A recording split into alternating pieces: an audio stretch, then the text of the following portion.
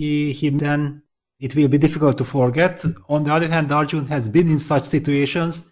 He's an incredible fighter. He has proven it in the Champions Chess Tour last year with tremendous performance. I mean, coming back from every situation, I think he will come to terms with this miss. Indeed. Well, as Arjun ponders the inevitable, he will very likely play rook takes f4, and then the game will end immediately.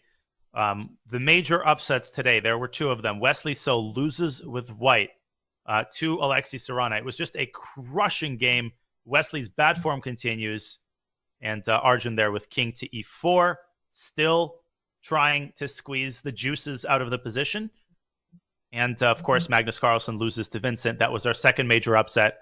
And then quite a few draws where the lower rated player held the higher rated player, but nothing overly dramatic. Ferenc Berkish also beats Ruslan Ponomarev, but I don't really consider that an upset. Okay, king e4, still going. Yes, but okay, now with the pawn already on a5, it's kind of understandable if we go rook c5 and sacrifice it on c3. Maybe we have to. Maybe it's not time to. Just to highlight that rook c5, king d4, rook c8. Rook takes f4, a6 would be a horrible blunder because it would run into rook f6 check, taking that pawn and winning the game. He opts for rook f8 instead. Also, I think plenty sufficient. Somehow Yes. Arjun is constantly finding ways to not take on f4, which surprises me.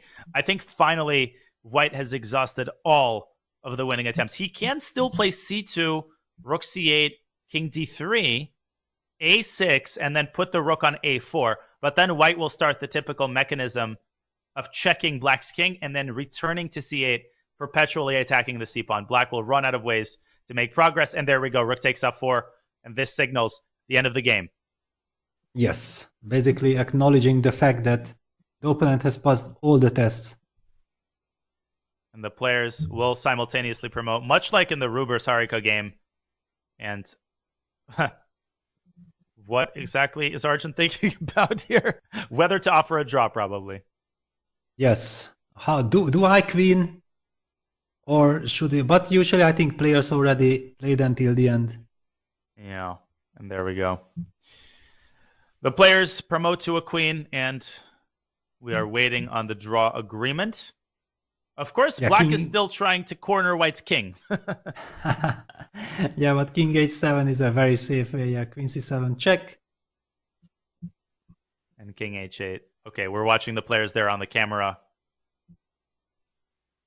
making their queens. There's a small delay, of course, between the video feed transmission and the actual moves on the board, but we know exactly where this is going.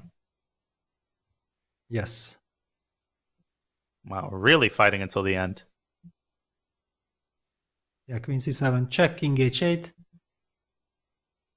And basically, slowly I'm expecting the handshake. Yeah, white's queen is actually on a perfect spot. This is instructive for newer players how the queen on a8 has so many different avenues that it can jump to. Whether it's queen g2 or queen e8, it doesn't matter. But black can never set up any kind of mating idea because of the activity of white's queen. And okay, they're starting a new score sheet. Really, prolonging the pleasurable experience of this queen versus queen endgame. And now they've agreed to draw. Yes. They've agreed to draw.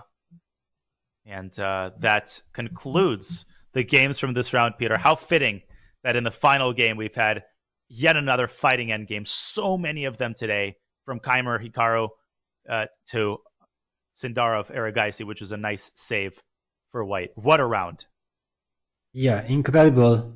As you mentioned, the big upset, Vincent Keimer beating Magnus Carlsen. That was kind of unexpected from the fact also